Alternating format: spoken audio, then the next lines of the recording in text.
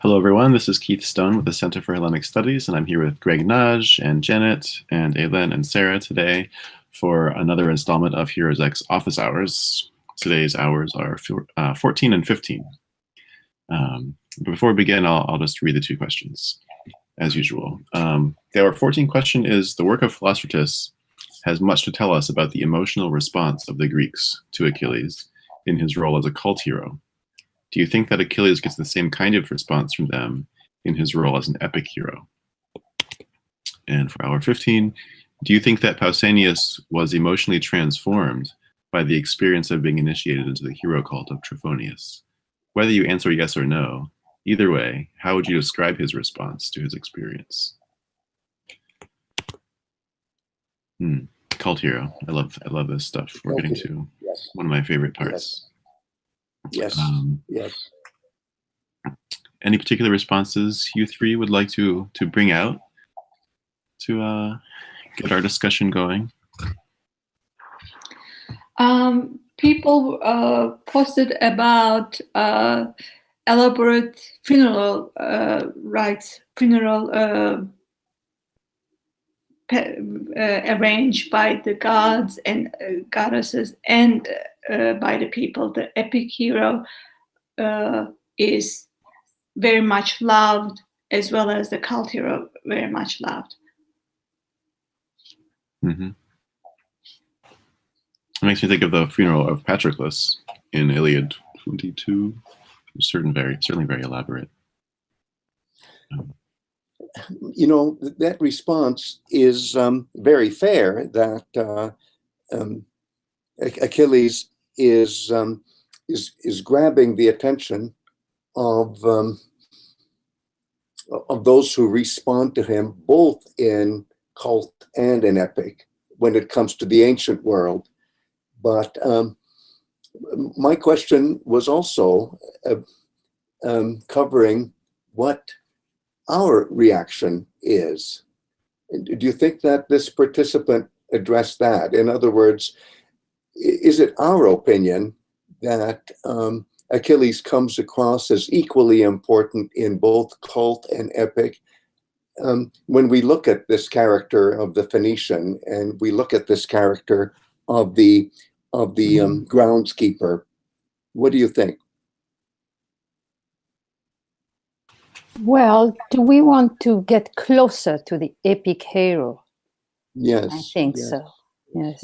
What do you think? Yeah. And I personally think that we can understand the epic hero better, we in the present, who are, of course, not involved in worshiping heroes as people in the ancient world were. We get a much better idea of what the ancient reception was. But you know, the participant is justified in saying that both dimensions are equally important. I totally agree with that. But the question is, maybe another way to ask it is, are we helped by Philostratus and the perspective, the extra perspective that he gives about cult heroes, which we don't really get directly, at least, from the Iliad and Odyssey? Aylin, I like the way you said that. As a diagnostic, you said, do we want to get closer to the hero in the epic form or in the cult form? It's interesting to me because I can see wanting to get closer to Achilles as a cult hero, as described in, say, Philostratus, because he's kind of mysterious and interesting. Whereas in the Iliad, I don't want to get close to him, but that's because I have a strong, like, negative emotional response to him. I'm like, oh, this guy is petty. He's just not a good. I don't want to get close to him. He sulks. He doesn't seem to be too sensitive about Briseis, at least at the beginning, although he gets more sensitive later. Yes, all of those things. Yes. Any other reactions that struck you all from the participants that help us maybe talk about things in a different way? Well, I'm not sure that it answers your question exactly that you've just posed, but one of them is talking about, whether for us the epic seems, if you like fiction, but for the ancient Greeks who are trying to make that connection to the physical location of the tomb of Achilles or the tomb of Protoselus or any of these.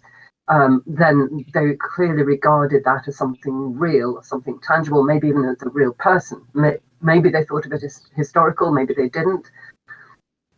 I don't know whether that necessarily helps us, because I think we would definitely think the world of epic is epic, and that they weren't necessarily real people. But maybe they were, or maybe there's figments or parts of real people that got brought into the text. What do you think about that?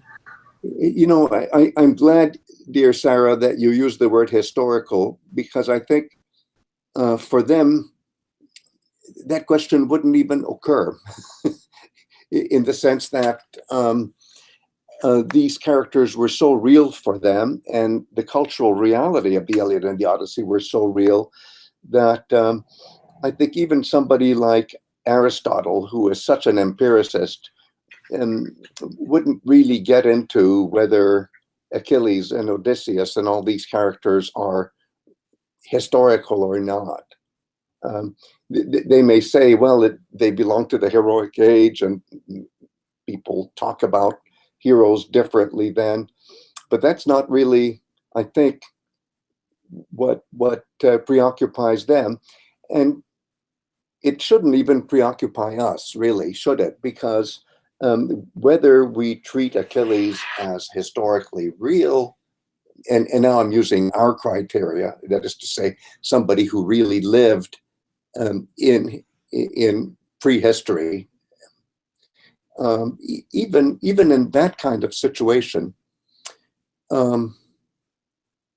we would still be judging him for whether he's interesting or not, or whether he is likable or not, or all those other things, irrespective of whether you and I think he is a person who really existed in some point in time and place. I wonder also about this longing, as Keith was saying. We don't necessarily think of him as likable, but we've been learning so much about how these heroes are larger than life and extreme and not necessarily likable. So we can start to understand why there would have been a longing. And one of the participants has been talking about that passage in Iliad where Achilles talks about, you will have a longing for me, and how what that point is, where does that point actually come? It's not perhaps where Achilles as it were, the epic character of Achilles thinks it's going to be. It's carries on much later. And I think we can also recognize him, as this person has been saying, about how he is the best of the Achaeans, certainly better than in terms of a hero than say Agamemnon, who also I think had a cult. Oh yes. Yeah. So, okay, let me be provocative. We could even ask, suppose we just assume that Achilles is fiction, and all four of you know I really don't like that term, because fiction implies, at least for us moderns, that somebody is making up a character. And that's not what we're dealing with here. Traditional characters are not made up. Or to put it another way, they've been shaped for centuries, in this case for millennia. But let's just suppose for a moment that that we think Achilles is fiction. All right. Does Philostratus help us understand that piece of fiction better? It's hard for me to force myself to think that way, but it would just be curious.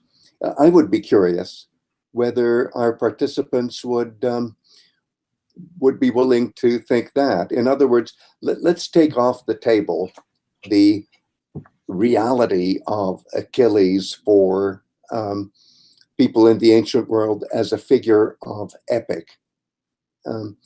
Let's say that doesn't come up. Does their understanding of Achilles become better for us when we read Philostratus and we see this dimension of hero cult. Certainly, my impression from reading some of the responses here, yes, somebody's been picking up on how both in epic, Achilles is described as godlike and he's held in awe and he's respected by, other than by Agamemnon. Yes. He's grieved. There's that allure. There's the what Thetis says about the the unwilt, and then there's the unwilting Kleos, and then there's the world of ritual where he's honoured. He's unwilting, like an unwilting flower, and there's garlands, and there's that longing for the connection. So I think, as you were saying before, for those reading this helps us understand how, as it were, the mindset of the ancient Greeks who heard the epics and who took part in these rituals. And certainly it did for me. Good. I think that gives us some headway, don't you think? I like that. Elen, do you have anything to add to what? No, but I think that indeed the further away from the time of the epic hero, and then the rituals, indeed, the cult hero helps us understand the epic hero. Yes, I totally agree. Even for us now. Yes, nowadays. I think even for us, even if we haven't figured out whether Achilles is real for the Greeks, I'll just put it that way. And even if people today have doubts about whether we should think of him as fiction, it still helps. And I think maybe that's a good segue for us to go to the second question, which is about the next hour, where let me try to rephrase it and see how the four of you react. What if I asked it this way? Do you think that Pausanias thinks of Trophonios as real? And I see Elen nodding, and I see Janet nodding, I think. Keith is not nodding, and Sarah is not nodding. I'm looking at the text.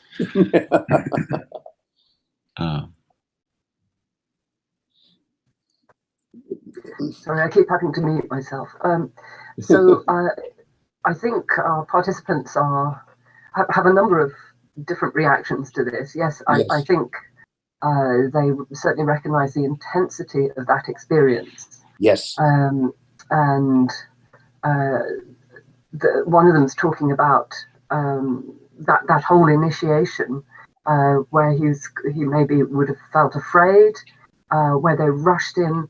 They're quoting the part, after the knees, the rest of the body is suddenly drawn in, rushing forward just as the biggest and most rapid river will catch a man in its torrents and carry him under. And they're saying it's not just a river, it's the biggest river. It's not just a rapid river, it's the most rapid river. It's very intense. And how, afterwards, he couldn't walk, and, so he must have been terrified. So that must have made it feel very real, wouldn't you think?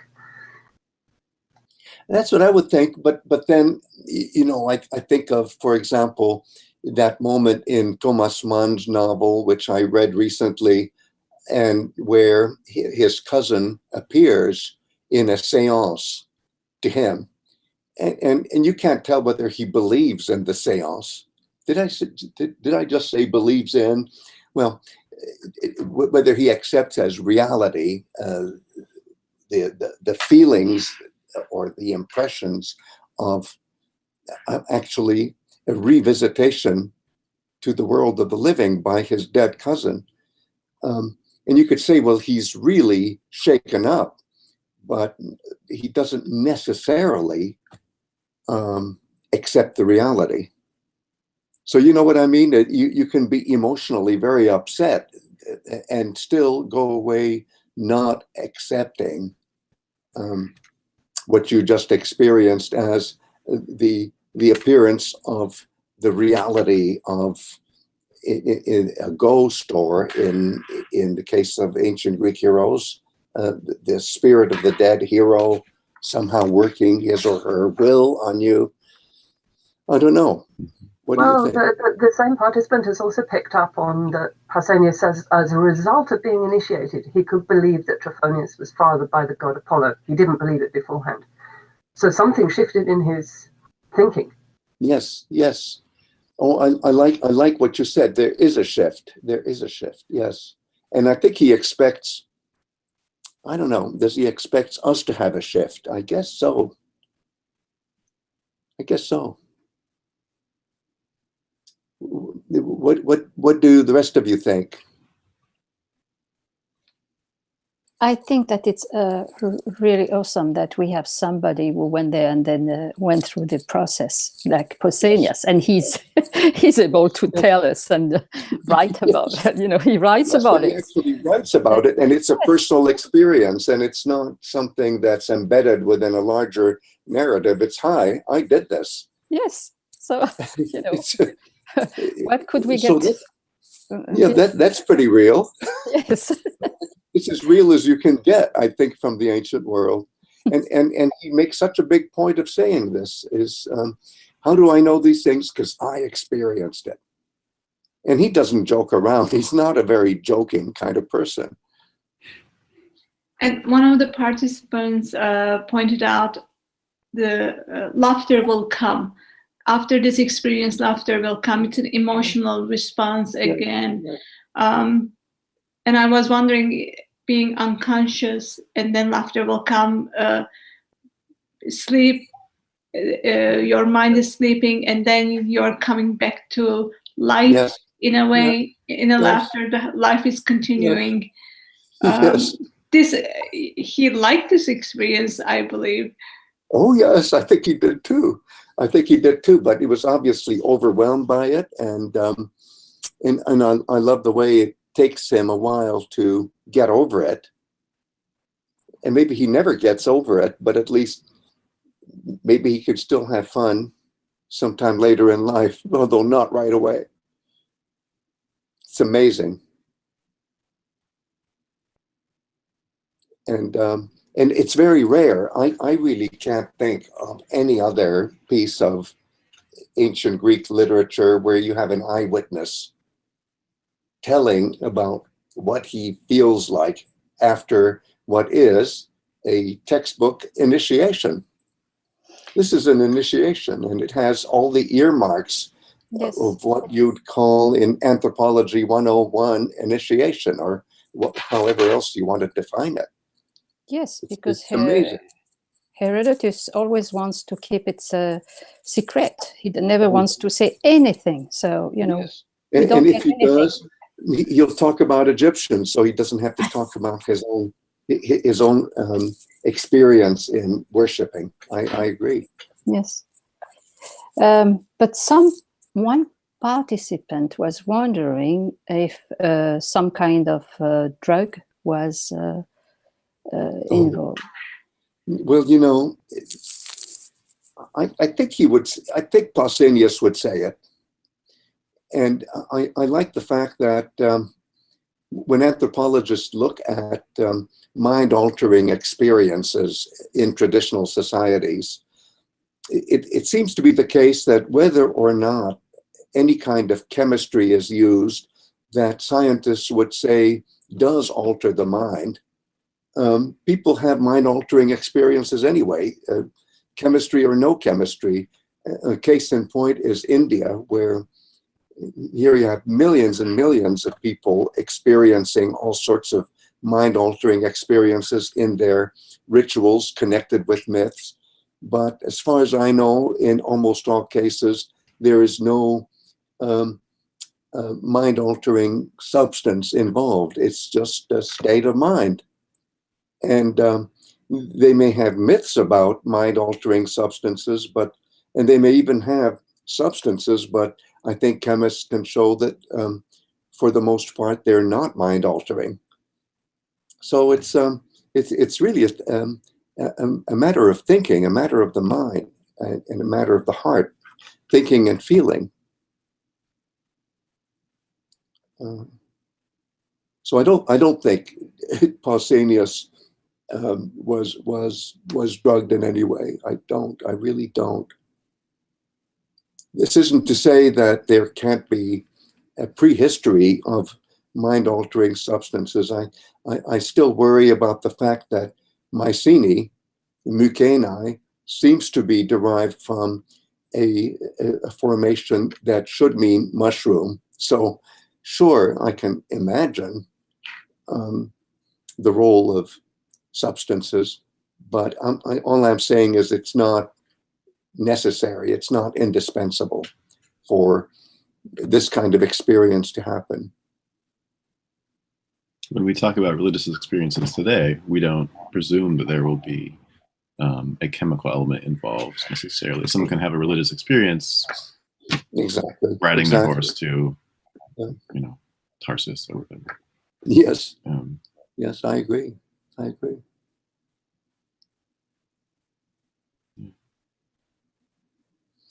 Well, great. I think we're about out of time for today. So, and any this final has been thoughts? so much fun, and I think the four of us can go away with the thought, and I hope the participants can see it from our reactions that the cult hero is real, and the cult hero's mental contact with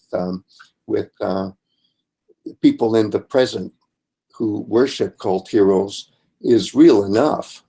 I'll put it that way. I hope you don't mind that qualification. Real enough. I'm meaning what I mean to say is real enough for them, even if it may not be enough for us. Great. Thank you all. And Thank see you all. you This has been wonderful. next week for hours 16 and 17. Till then, bye.